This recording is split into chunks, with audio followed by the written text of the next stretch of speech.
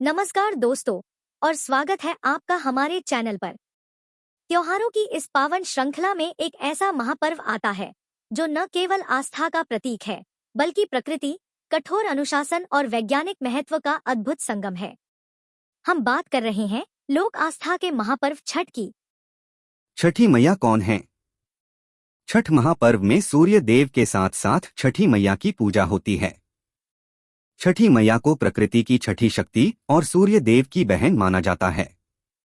धार्मिक ग्रंथों के अनुसार छठी मैया को संतान सुख, संतान की रक्षा और दीर्घायु प्रदान करने वाली देवी माना जाता है।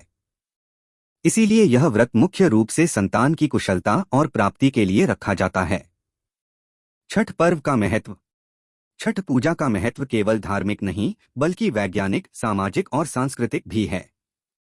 संतान और आरोग्य। यह व्रत मुख्य रूप से संतान की सुख समृद्धि, दीर्घायु और परिवार के कल्याण के लिए रखा जाता है। सूर्य की उपासना। सूर्य को प्रत्यक्ष देवता माना जाता है जो जीवन, ऊर्जा और स्वास्थ्य का स्रोत हैं। छठ में सूर्य की उपासना से शारीरिक और मानसिक रोगों से मुक्ति मिलती है। शुद्धिकरण और अनुशासन। यह व्रत 36 घंटे का निर्जला, बिना पानी उपवास होता है जो कठोर संयम, पवित्रता और आत्मशुद्धि को दर्शाता है।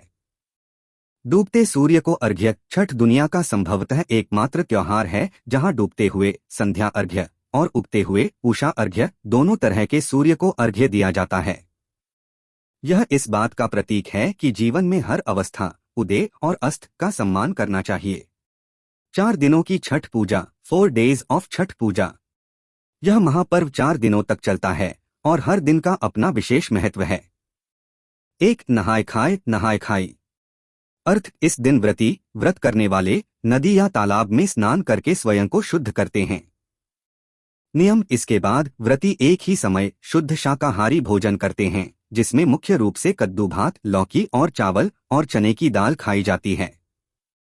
यह पर्व की शुरुआत और शुद्धिकरण का पहला चरण होता है। 2. खरना। खरना अर्थ। खरना का अर्थ है दिन भर का निर्जला उपवास। नियम। व्रती पूरे दिन बिना पानी के उपवास रखते हैं। शाम को वे गुड़ और चावल से बनी खीर, मीठा व्यंजन और रोटी का प्रसाद बनाते हैं। यह प्रसाद सबसे पहले सूर्य देव को अर्पित किया जाता है और फिर व्रती इसी प्रसाद को ग्रहण करके अपना उपवास तोड़ते हैं। इसी के साथ 36 घंटे का कठोर निर्जला व्रत शुरू हो जाता है। संध्या अर्घ्य। डूबते सूर्य को अर्घ्य। अर्थ। यह पर्व का सबसे मुख्य दिन होता है। नियम। शाम को व्रती और उनका परिवार बांस की टोकरी, सूप या दौरा में ठेकुआ, विशेष प्रसाद, फल, गन्ना और अन्य सामग्री लेकर नदी, तालाब या घाट पर जाते हैं। व्रती पानी में खड़े होकर डूबते हुए सूर्य देव को अर्घ्य जल का अर्पण देते हैं।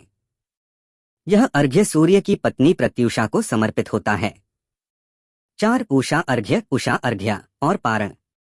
अर्थ। यह व्रत का अंतिम दिन होता है। नियम। अगले दिन भोर में उगते हुए सूर्य से पहले व्रती एक बार फिर घाट पर जाते हैं और उगते हुए सूर्य देव को अर्घ्य देते हैं। यह अर्घ्य सूर्य की पत्नी उषा को समर्पित होता है। अर्घ्य देने के बाद व्रती छठी मैया से सुख समृद्धि की कामना करते हैं और घाट पर ही प्रसाद ग्रहण करके, पारण करके 36 घंटे का व्रत पूरा करते हैं।